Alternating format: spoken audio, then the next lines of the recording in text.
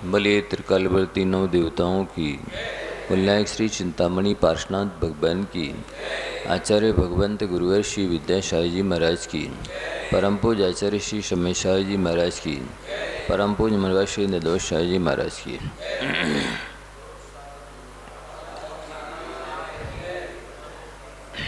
प्यारे बिंदु, जैसा कि अपन चर्चा कर रहे हैं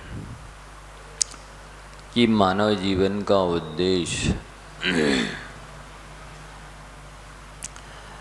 शांतिपूर्वक जीना है और केवल स्वयं को ही नहीं जीना है, दूसरों को भी शांतिपूर्वक जीने देना है।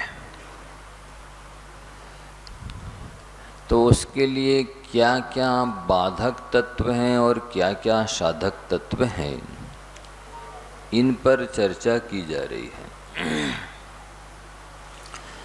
कल आपको बताया गया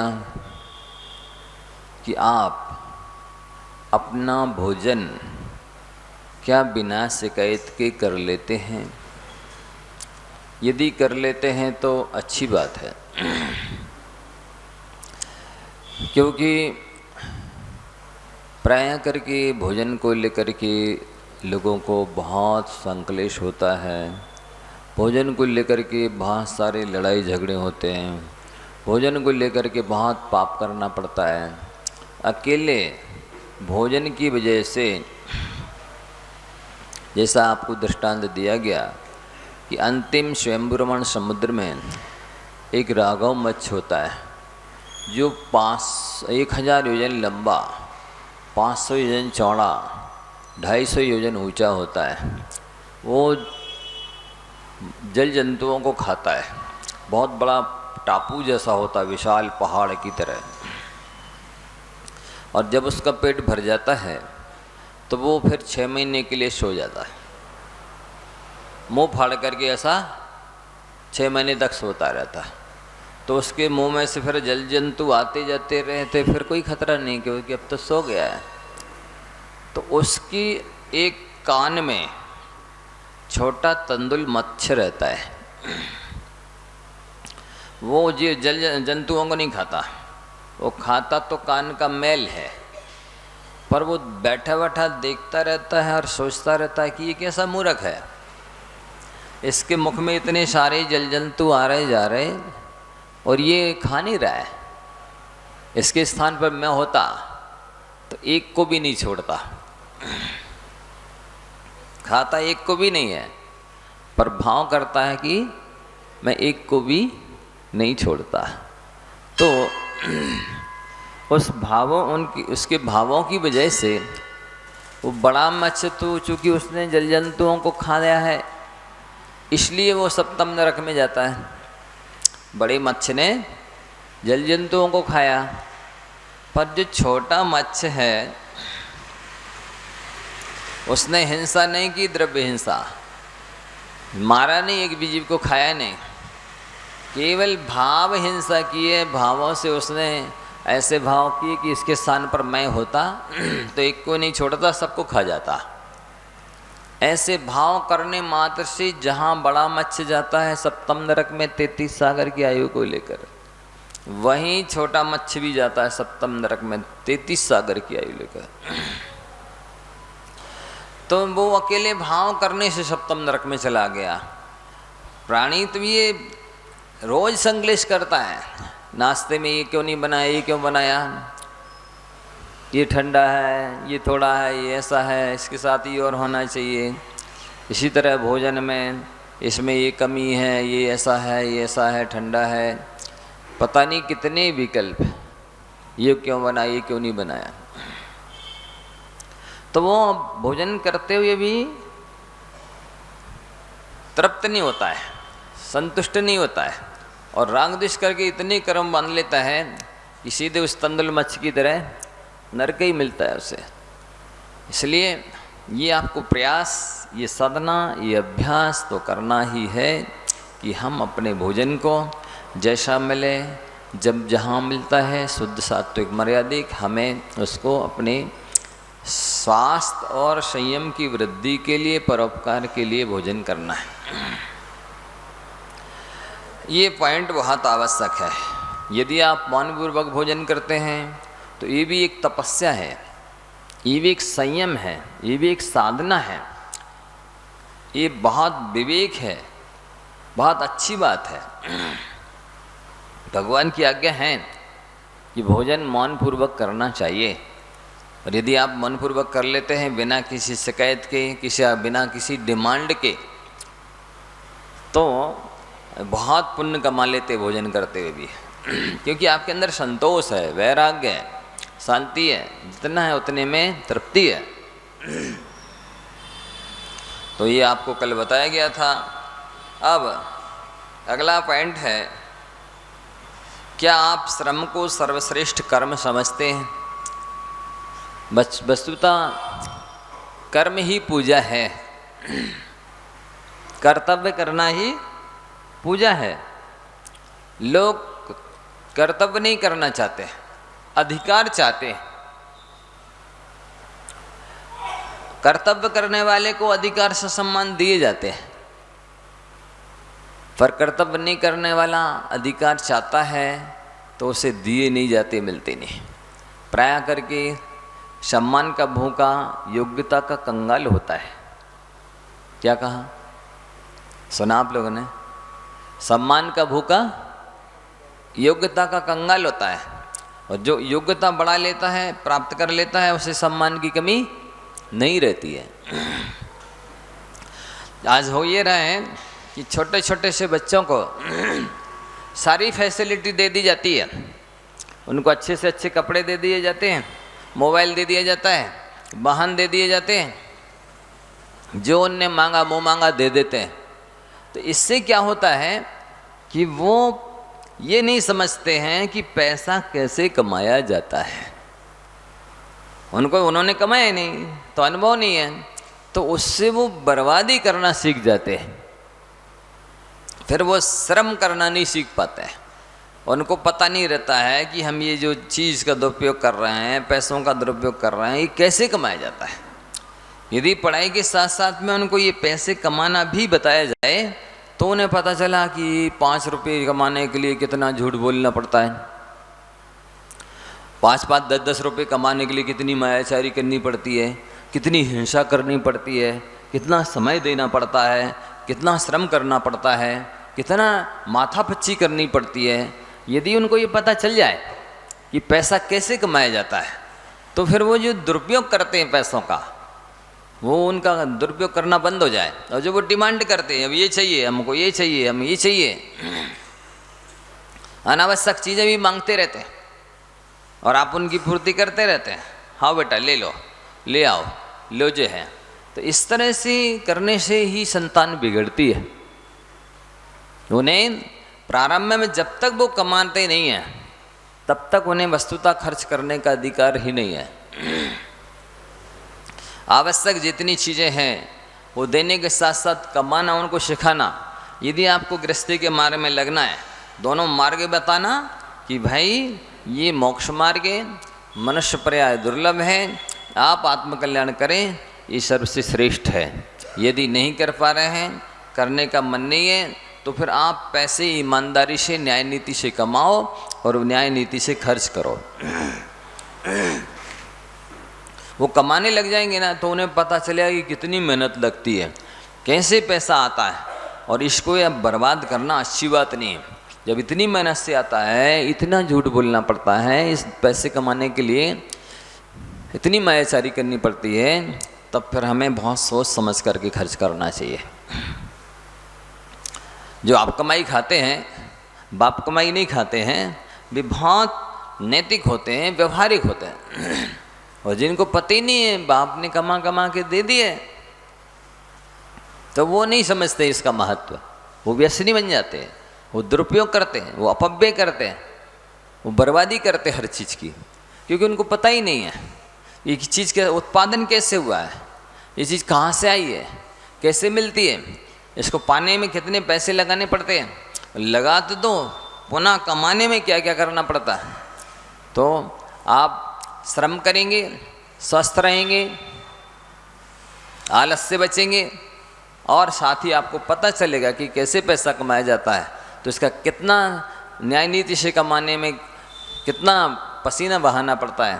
तो हमें कितना सोच समझ के खर्च करना चाहिए। हमें निष्प्रयोजन डिमांड नहीं करना चाहिए, मांग नहीं करनी चाहिए, निष्प्रयोजन बर्बाद नहीं करना चाहिए, अनावश्यक वस्तुएं नहीं खरीदनी चाहिए। ये सारी चीज़ें आज कोई नहीं बता रहा है।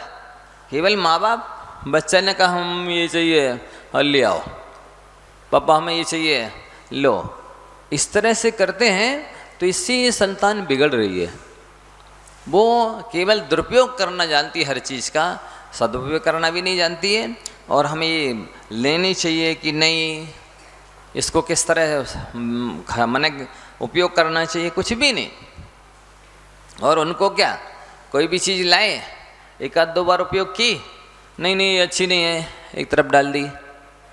अब उनने दूसरे की चीज़ देखी, अब ऐसी चाहिए हमें।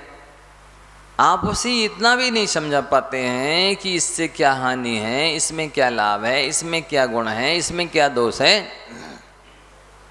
ये कितने काम की है, इसके बिना भी क्या काम चलाया जा सकता है, और चलाएंगे तो क्या लाभ होगा, और नहीं चलाएंगे तो क्या हानि होगी, ये कैसे बनी है। हर एक स्क्रू, हर एक चीज़, इंस्ट्रूमेंट्स कारखानों में बनते हैं, मिलों में बनते हैं, मशीनों से बनते हैं, वे सारे लाइट से चलते हैं। वे सब में हिंसा होती है, आरंभ होता है, बाप का बंद होता है।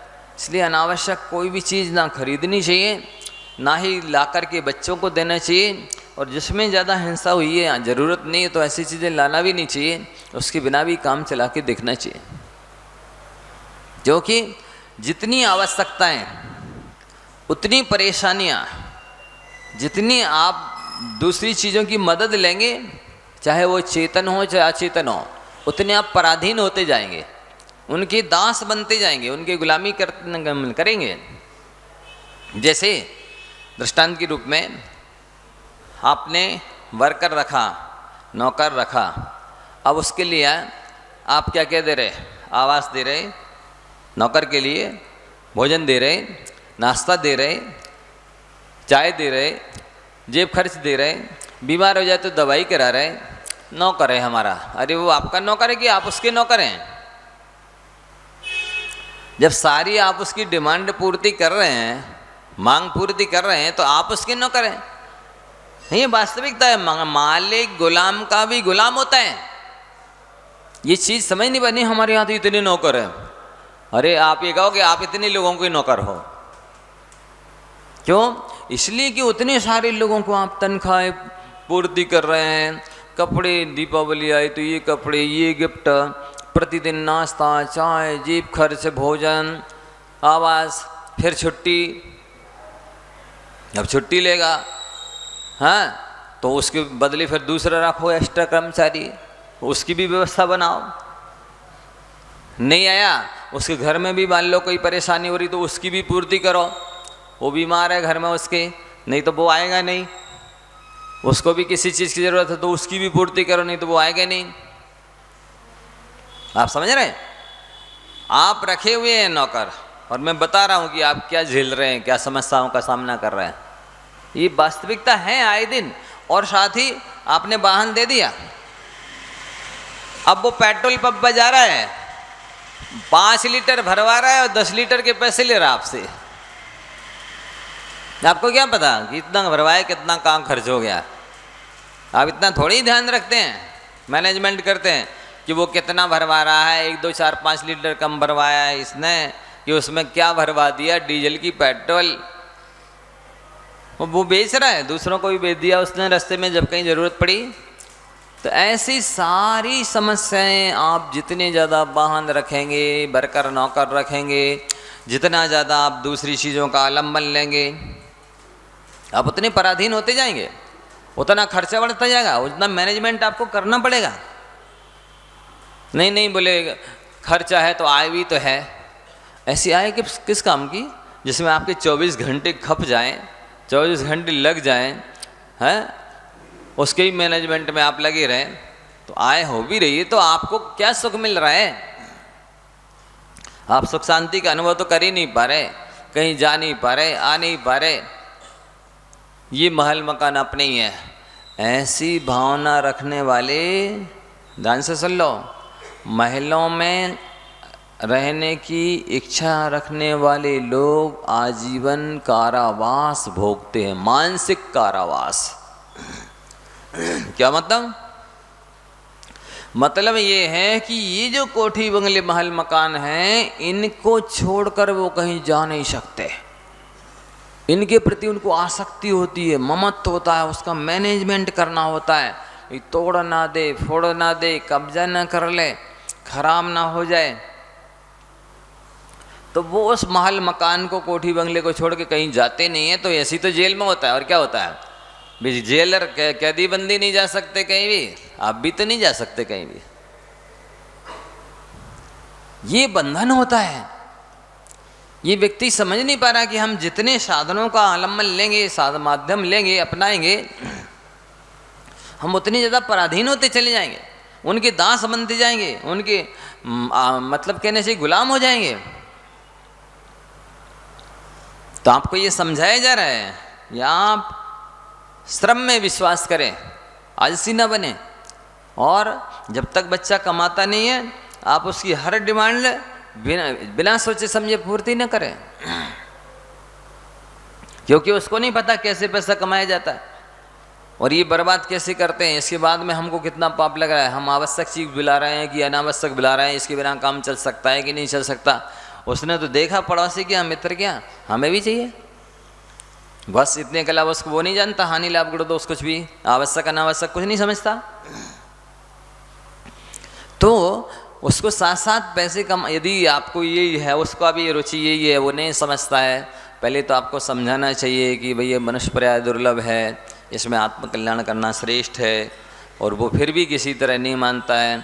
तब फिर उसको पैसे कमाने की कला सिखाइए, जिससे वो समझे कि कितनी मेहनत करनी पड़ती है, कितना समय श्रम लगाना पड़ता है, कैसे पैसा आता है, तो हमको किसी सोच समझ करके उसे खर्च करना चाहिए, ये वो समझे। ये सारी चीज़ें आज लोग प्राय नहीं समझते हैं। कोई भी चीज़ के पीछे आप ये प्रश्न तो करो, क्या इसके बिना नहीं चल सकता? यदि चल सकता है तो हम उसके गुलाम क्यों बने, हम उसके अधीन क्यों हों, हम उसके नौकर क्यों बने, उसके सेवक रखवाले क्यों बने, उसका मैनेजमेंट क्यों करें, उतना खर्चा और क्यों बढ़ाएं?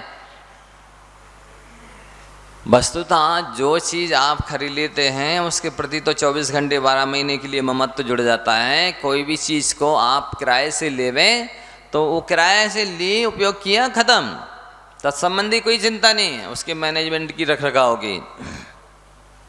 लेकिन इतनी तीव्र मान कसाय हो गई है, कोई क्या कहेगा, आपके यहाँ गाड़ी नहीं है, अरे इसलिए वो रखी रहती है, सालों में भी काम में नहीं आती है। एक आध जगह जब रखी है भी ये जंग ना लग जाए इसलिए चलो कहीं ना कहीं, इस तरह का नरदंड अपव्यय दुरुपयोग करते हैं। वस्तुतः जरूरत नहीं पड़ती है कई लोगों को, लेकिन फिर भी दिखाने के लिए कि नहीं हमारे यहाँ गाड़ी भी है, दिखाने के लिए नहीं हमारे यहाँ नौकर चाकर भी है। ये सब मान कसा है, ये प्रेस्टेज पॉइंट है, ये निष्प्रयोजन की कर्मबंध की कारणभूत है। दुनिया को तो कहनी है, आपको कल भी बताया था, घोड़े वाली कहानी याद हो गई ना, कि उनको तो कहना ही है, आप कुछ भी करो, बाप बेटा दोनों बैठे तो कहना है, बाप बैठे तो कहना है, बेटा बैठे तो कहना है, दोनों उतर जाएं तो कहना है, और घोड़े को कंधा पे बैठा लें तो भी कहना है। ये है। दूसरा और सुन लीजिए आप, कहने वाले चूकते ही नहीं है, इसलिए कोई क्या कहेगा ये 26वीं कसा है, इसके चक्कर में आप मत पड़ो। आप कुछ भी कर लो, उनको कहना ही है। 3 भाई थे, पिता ने सोचा कि अपने रहते हुए इनको अलग अलग कर दो, जिससे बाद में ये लड़ें झगड़े नहीं, अपने सामने इनको जितना जितना बंटवारा बैठता है दे दो, शांति से अपना अपना करें खाएं, आपस में प्रेम तो बना रहे, नहीं बाद में लड़ेंगे झगड़ेंगे और ज़मीन जायदाद के पीछे बैर विरोध हो जाएंगी, आत्मीयता खत्म हो जाएगी। उन्होंने अपने रहते ही सबको बंटवारा कर दिया। बंटवारा किया तो तीनों भाइयों को मान लो 50-50 लाख रुपए या करोड़ रुपए की संपत्ति मिली। अब उन्होंने सोचा कि भैया अब अपन अलग से हो गए, सेपरेट, अपना गृहस्थी परिवार हो गया है, अपन को सामाजिक संबंध अच्छे बना लेने चाहिए। आज तक अपन ने किसी को कुछ खिलाया पिलाया नहीं और अपन ही खाते रहे दूसरों का। तो उन्होंने अच्छी पार्टी की, सारे गांव के लोगों को बड़े भाई ने सबसे पहले पार्टी की, इवन क्लास फर्स्ट क्लास का सब कुछ भोजन आवास सब व्यवस्था की। हाँ बढ़िया 10 प्रकार के मीठा नमकीन ये वो सब बनवाया। अब सब लोग आए, सब लोग बढ़िया खाते जा रहे और कहते बाप का माल तो इसी ने उड़ाया है। अब देखना खा पी भी लिया और क्या बोला उसको सुनने। अब ये शब्द मंझले भैया के कान में पड़ गए। मंझले भैया ने सोचा भैया अपन को ऐसा नहीं A1 क्लास का खिलाना, तो उसने मीडियम क्लास से सामान्य रूप से बना के खिलाया, सबको बुलाया, पार्टी करवाई, खिलाया। तो लोग खाते जा रहे, ध्यान से सुनो, और कहते हैं जी बदमाश है। खाते भी जा रहे और कहते हैं जी बदमाश है। अब छोटे भैया के कान में पड़ गई ये बात, तो उसने भी पार्टी की, तो उसने बिल्कुल सिंपल भोजन करा दिया कि भैया अपन को सुनने ना मिले कुछ। सब लोग आए, सुबह खाते भी जा रहे और कहते जी मक्खी चूस है। क्या खाते भी जा रहे और कहते भी जा रहे जी मक्खी चूस है। अब बताइए आप कहाँ बचेंगे। A1 क्लास का खिला तो कहना है उनको, मीडियम क्लास खिला तो कहना है, और सामान्य से सिंपल खिला दो तो कहना है। तो आप कहने से तो बचेंगे ही नहीं। आप इसके लिए कोई कामगार करते हैं कि लोग क्या करेंगे, ये उनकी मकान है इसलिए अच्छी बढ़िया 7 खंड की कोठी बनवाओ। कोई क्या कहेगा नहीं ये गाड़ी है, अच्छी बढ़िया गाड़ी खरीदो जो किसी की आना हो। उनको तो कहना ही है। तो आप इस चक्कर में मत पड़िए कि इसलिए कल भी कहा था कि आप अहंकार से पूछ करके कोई चीज़ मत खरीदिए। सभी ध्यान से सुन रहे ना। अहंकार से पूछकर मत खरीदिए, जेब से पूछकर खरीदिए कि मेरे पास कितने पैसे हैं। अहंकार तो कहेगा ऐसा नहीं ऐसा खरीदो, ऐसा नहीं ऐसा होना चाहिए, सबसे श्रेष्ठ होना चाहिए, बहुत बढ़िया होना चाहिए, जो किसी के ना हो वैसा होना चाहिए। पर जेब क्या कह रहा है, आपके पास कितने पैसे हैं, आपको कितनी ज़रूरत है, कितने से आपका काम चल जाएगा, उतना काम करिए। आप इस चक्कर में पड़िए ही नहीं कि कोई क्या कहेगा, उनको तो कहना ही है। बर्फ़ जैसी शुद्ध बन के आ जाइए तो भी लोग कहेंगे। और दूध से धुल कर कहते हैं कि ये क्या दूध के धुले हैं। मान लो आप दूध से धुल कर के भी आ जाएंगे तो भी लोग कहेंगे देखो तो इनने दूध से नहाया था तो ऊपर से पानी तो डाल लेते। समझ रहे हैं। तो दूध से भी धुल करके आ जाना तो भी आप नहीं बचेंगे। आप तो सुनने के लिए तैयार रहिए, क्योंकि लोगों ने आदिनाथ भगवान को भी नहीं छोड़ा, मारीच ने, महावीर भगवान को इन लोगों ने नहीं छोड़ा, शांति सारी जैसे महातपस्वी को, आचार्य श्री विद्यासागर जी जैसे महासंत को भी नहीं छोड़ा लोगों ने। हमें और आपको कौन छोड़ देगा। उनको तो कहना ही है। मान लो हम ही चलो 10 क्लास लगा रहे, लो महाराज को तो कोई काम ही नहीं है, जब देखो जब क्लास। कहने वाले कह सकते हैं, कोई कह नहीं रहा होगा, लेकिन कह दे तो कोई आश्चर्य नहीं है। नहीं समझे। जैसे मैंने एक दिन बताया कि मान लो आप सभी हैं, अब इसमें से कोई ऐसे श्रोता होंगे जो चाहते होंगे महाराज जी कथा कहानी सुनाए, और मैंने नहीं सुनाई, मैंने मान लो चरणानुयोग की सुनाया, तो वो कहेंगे लो महाराज जी तो कथा कहानी सुनाते ही नहीं। अब चलो मैंने कथा कहानी सुनाई और दूसरा कोई चरणानुयोग सुनना चाहता है, लो आचार विचार तो महाराज कुछ सिखाते ही नहीं है, कहानी सुनाते रहते। अब मान लो चलो कोई द्रव्यानुयोग का रुचि रखने वाला है और मैंने द्रव्यानुयोग नहीं सुनाया, कर्णानुयोग सुनाया, तो वो कहेगा लो अध्यात्म तो सुनाते ही नहीं। और चलो कोई कर्णानुयोग की रुचि वाले हैं, मैंने कर्णानुयोग सुना दिया। कहाँ की इतनी बड़ी बड़ी लंबी चौड़ी बातें सुनाते हैं, काम की क्या है, इससे अपना क्या प्रयोजन है। पहली क्लास का तो हमको कुछ आता नहीं है, यहाँ MA का सुनाने लगे महाराज जी। तो एक कोई अनुयोग सुनाएंगे तो 3 को तो निंदा करनी है। अथवा ऐसे भी लोग हो सकते हैं जो विस्तार से सुनना चाहते हैं, पर हमने मध्यम रीति से समझाया, तो दो तो निंदा करेंगे, जो विस्तार से सुनना चाहता है और जो संक्षेप से सुनना चाहता है। और मान लो संक्षेप से सुनाया तो जो मध्यम रीति से या विस्तार से सुनना चाहते वे दो निंदा करेंगे, और विस्तार से सुनाया तो जो मध्यम रीति से और संक्षेप से सुनना चाहते वे दो निंदा करेंगे। अब बताओ हम कैसे बच सकते हैं? वक्ता बच सकता है? हाँ? तो इसलिए पक्की छाती करके बैठो। सज्जनों का प्रयास तो सबका कल्याण करने का होता है, सबका भला करने का होता है। अब जिसको जो कहना सो कहते रहो, वो सुनने के लिए तो हम तैयार ही बैठे हैं। जब उखली में मूड़ दी है तो मूसलों से क्या डरना, नहीं समझे? उखली जानते हैं ना, जिसमें कूटते हैं धान वगैरह, उसमें सिर रखेंगे तो मूसल तो पड़ेंगे ही। इसी तरह किसी ना किसी को कुछ ना कुछ तो सुन कहना है। वो इतना दीर्घ सोच वाला हो, विशाल सोच वाला हो कि भाई वक्ता तो सबके श्रोताओं के हिसाब से बोलते हैं, उनको तो सबके हिसाब से मैटर देना है, और क्रम क्रम से ही कोई हर विषय देख पाएंगे। एक ही दिन में तो सब दे नहीं देंगे, सबको लेकर के चलेंगे। तो इतना विशाल सोच वाला हो कि नहीं, हमें सुनना है, जो भी सुना है कुछ ना कुछ तो नया मिलेगा ही। हमको सब थोड़ी आता, क्या आता है हमारे जीवन में है कितना? और जब तक सुनना है, जब तक कि हमको याद ना हो जाए, श्रद्धा ना हो जाए, जीवन में ना उतर जाए और कल्याण ना हो जाए, तब तक सुनना है। तो सुनते रहो, दिक्कत क्या है? तो इस तरह का विशाल सोच वाला हो, धैर्यवान हो। नहीं नहीं, हम 60 साल में जितना अध्ययन करेंगे, अनुभव प्राप्त करेंगे और ज्ञानी वैरागियों की संगति में, उतना मात्र 6 महीने में प्राप्त कर सकते हैं।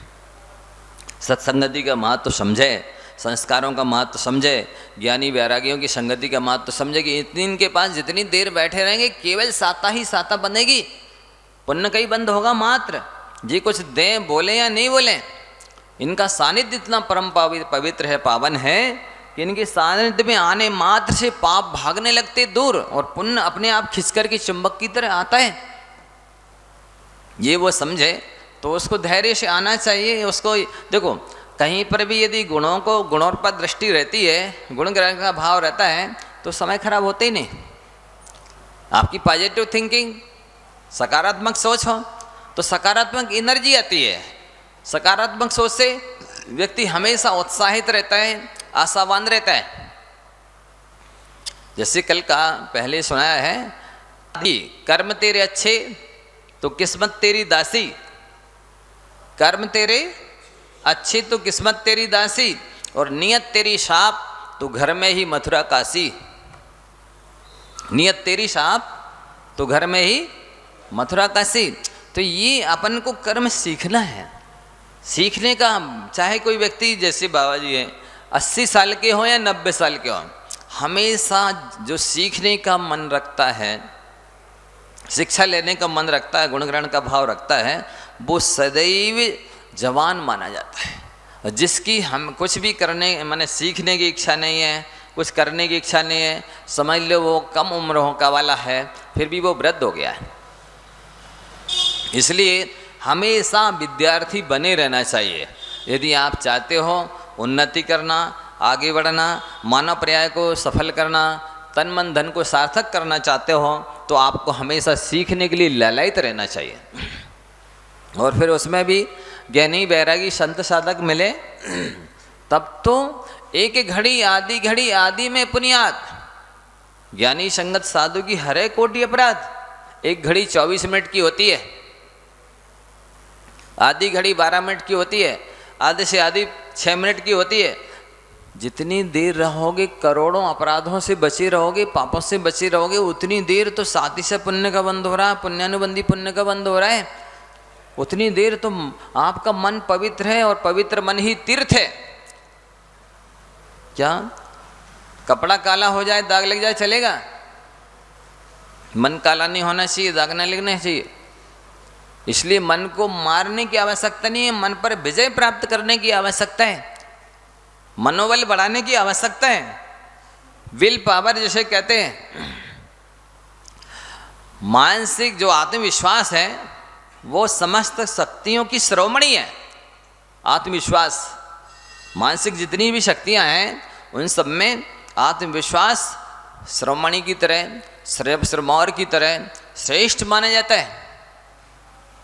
जिस व्यक्ति के पास विल पावर नहीं है, आत्मविश्वास नहीं है, इच्छा शक्ति नहीं है, वो अपने जीवन में कभी कुछ नहीं कर सकता।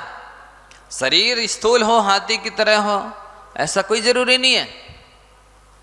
संग में ऐसे से साधु बिल्कुल दुबले पतले बीमार, लेकिन साधना करने में एक उपवास, दो उपवास, तीन उपवास कर लेंगे, नीरस भोजन करेंगे और विहार कर लेते हैं, प्रवचन क्लास कर लेते हैं, सब कर लेते हैं। आप डॉक्टर को दिखाएंगे, हट्टे कट्टे भी हैं, वो कहेंगे नहीं नहीं आपका तो स्वास्थ्य, इस कोलेस्ट्रॉल बढ़ा हुआ है, कहीं बीपी बढ़ा है, कि घटा है, लो है, कुछ ना कुछ बता देगा। इसलिए आपको आत्मविश्वास बढ़ाना चाहिए, विल पावर बढ़ाना चाहिए, इच्छा शक्ति बढ़ाना चाहिए। कार्य उसके बल पर होते हैं, शारीरिक शक्ति के बल पर नहीं होते। शारीरिक शक्ति तो बहुत सारे लोगों के पास हो सकती है, वे सारे कामयाब हैं, सारे सफल हैं, किसी भी क्षेत्र में, हर क्षेत्र में आगे हैं, ऐसा है ही नहीं।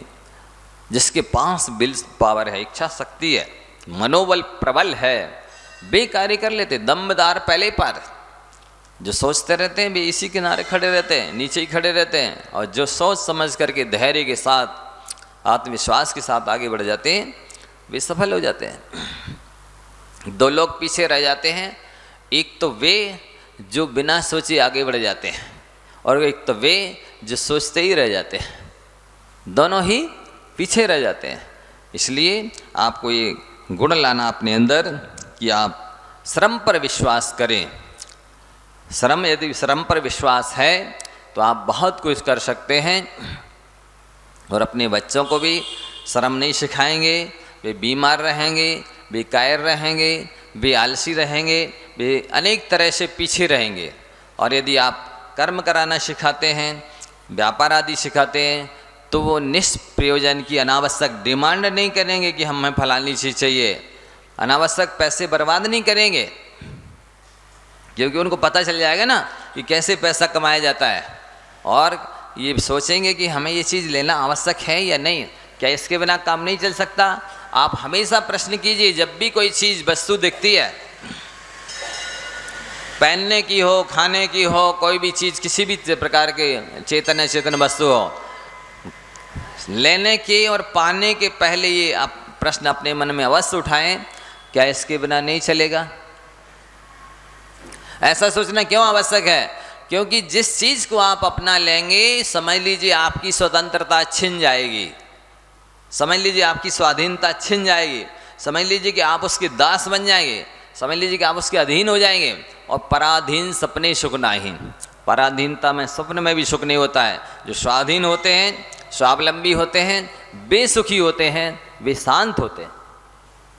और जो जितनी ज़्यादा फैसिलिटी जोड़ता है, जितनी ज़्यादा साधनों को अपनाता है, जितनी ज़्यादा नौकर चाकर बढ़ाता है, जितनी ज़्यादा हर एक चीज़ के लिए दूसरे का मुंह देखता है कि ये काम ही कर दे, ये काम ही कर दे, ये काम ही कर दे, वे उतनी ज़्यादा दुखी होते हैं। और दूसरे से आशा रखने वाले को निराश होना ही पड़ता है।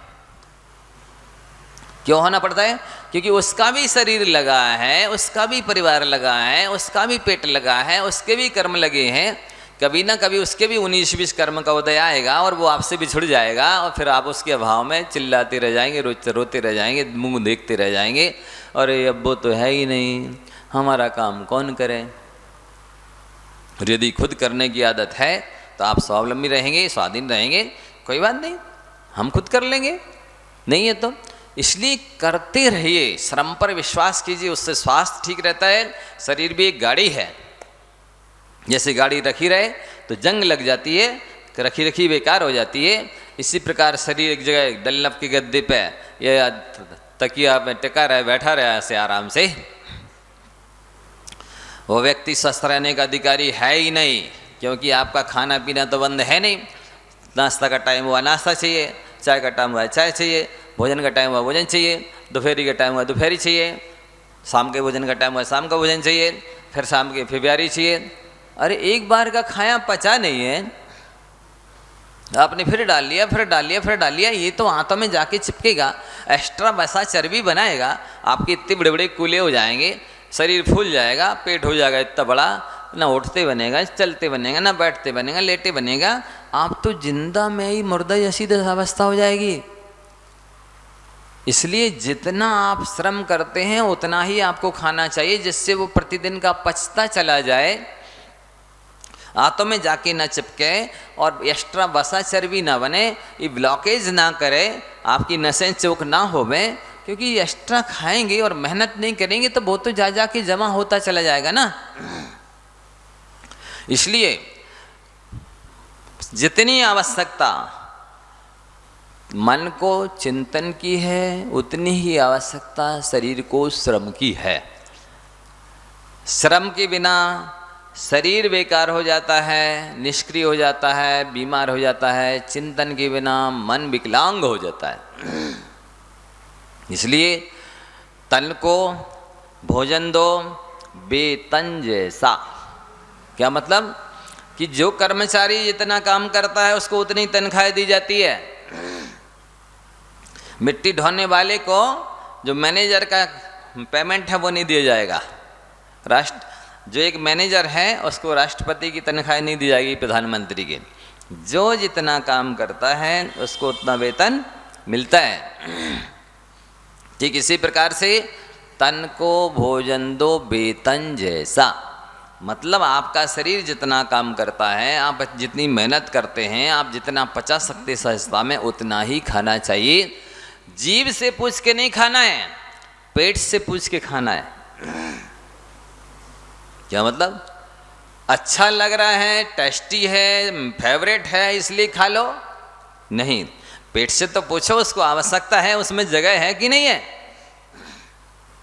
पहले जो डाला था आपने वो पचा है कि नहीं पचा। यदि जीभ से पूछ के, देखो अभी बताया था ना कि अहंकार से पूछ के नहीं खरीदना है, जेब से पूछ के खरीदना है। अब ये कह रहे हैं आपसे कि आपको पेट से पूछ के भोजन करना है, जीभ से पूछ के नहीं करना। जीभ से पूछ कर भोजन करेंगे आप बीमार हो जाएंगे, निष्क्रिय हो जाएंगे, जड़ हो जाएंगे, असमय में वृद्ध हो जाएंगे। और पेट से पूछ के करेंगे तो आप हाँ सदैव जवान बने रहेंगे। श्रम करेंगे सदैव जवान बने रहेंगे। जो बैठ जाता है उसकी किस्मत बैठ जाती है, जो चलने लगता है उसकी किस्मत चलने लगती है, जो दौड़ने लगता है उसकी किस्मत दौड़ने लगती है, और जो सो जाता है उसकी किस्मत सो जाती है। अब आप देख लीजिए आपको क्या करना है, आप किसे महत्व देना चाहते हैं, इसको आप बहुत अच्छे से समझ लें। आज का हमने पॉइंट दिया, पुनः रिवीजन करते थोड़ा सा। आप सभी को बच्चों के लिए पहले तो उच्च कुल में आया है तो आप इसकी दुर्लभता समझाइए, आत्मकल्याण के लिए प्रेरित कीजिए, सत्संगति कराइए, सत्संस्कार दीजिए। इसके बाद भी यदि उसकी रुचि नहीं दिखती है तो फिर उससे परिश्रम कराइए, हर काम सिखाइए, पैसा कमा, पढ़ाई के साथ साथ पैसा कमाना भी उसे बताइए। वो पैसे कमाएगा तो अनावश्यक खर्च नहीं करेगा, और उसने पैसे से कमाना तो जाना नहीं है। बस छोटे से ही, लो बेटा ये कपड़े है, ये ड्रेस है, ये जूते हैं, ये मोजे हैं, ये थैला है, और ये मोबाइल है, और क्या क्या चाहिए, ये चाहिए, ये टिफ़िन है, ये, और जो जो मांगा देते चले गए। लड़का अवश्य बिगड़ेगा, क्योंकि उसको तो विवेक है नहीं, क्या हाँ नहीं, क्या लाभ, क्या गुण दोष होता है, क्या आवश्यक क्या अनावश्यक होता है। वो मांगता चला जाएगा, आप देते चले जाएंगे, बिगड़ जाएगा। उसको नहीं पता कैसे पैसा कमाया जाता है। यदि पैसा कमाना साथ में सीखेगा, नहीं भैया बहुत पैसे में कमाने में झूठ बोलना पड़ता है, मायाचारी करनी पड़ती है, हिंसा करनी पड़ती है, समय श्रम करना देना पड़ता है, माथापच्ची करनी पड़ती है, सोच समझ के खर्च करना है अपन को। और आप परिश्रम में काम नहीं सिखाएंगे, आगे चल के वो आलसी बन जाएगा, कायर बन जाएगा, लाचार बन जाएगा, और साथ ही बिना मेहनत किए खाएगा तो बीमार हो जाएगा। वस्तुतः आप कान खोल के सुन लीजिए, स्वस्थ रहने का अधिकारी वो व्यक्ति है जो नवंबर दिसंबर की ठंडी में, अघन पूस की ठंडी में पसीना बहा सकता है, वो व्यक्ति स्वस्थ रह सकता है। आप ऐसी मेहनत करिए, एक बार अंदर का जो पसीना है पूरे शरीर के रोम छिद्रों से निकल जाए, समझ लीजिए आपका शरीर भीतर बाहर से सक्रिय हो गया है, ब्लड सर्कुलेशन, एयर सर्कुलेशन हो गया है, अब वो स्वस्थ मस्त है। जिनको गर्मी के दिनों में तक पसीना नहीं आता, वो 24 घंटे एसी में रहते हैं, उनका शरीर तो मोम की तरह हो जाएगा, रोगों का घर हो जाएगा, वे स्वस्थ रहने के तैयार है ही नहीं। उनको नेचुरल हवा, फ्रेश एयर इज रिजुविनेटिक, स्वच्छ वायु स्वास्थ्यवर्धक होती है। वो रात के 3 बजे से 6 बजे तक चलती है और इसको उनको पता ही नहीं है, क्योंकि स्वच्छ वायु मिलती नहीं, वो तो एसी में रहते हमेशा। विटामिन डी सूर्य की मिलना चाहिए, पृथ्वी से आपका संपर्क होना चाहिए, क्योंकि 100 रोगों की 3 दवा, मिट्टी, पानी और हवा, वो उनको मिलती ही नहीं है। मोजे जूते पहने रहते हैं, अंदर एसी में रहते हैं। उनके शरीर तो रोगों के घर रहेंगे, कमज़ोर रहेंगे, बीमार रहेंगे, चिंतित रहेंगे, दुखी रहेंगे। वो क्या समझ रहे मेरे पास एसी है, गाड़ी है, हम नौकर चाकर हैं, हम बहुत अजर अमर हो गए। नहीं, ये धारणा ठीक नहीं है। श्रम में विश्वास कीजिए और अपने कर्तव्य करते ही, कर्तव्य ही पूजा है, अच्छे कर्म करिए तो आपकी किस्मत अच्छी बनेगी। समय हो गया, आगे की चर्चा आगे करेंगे।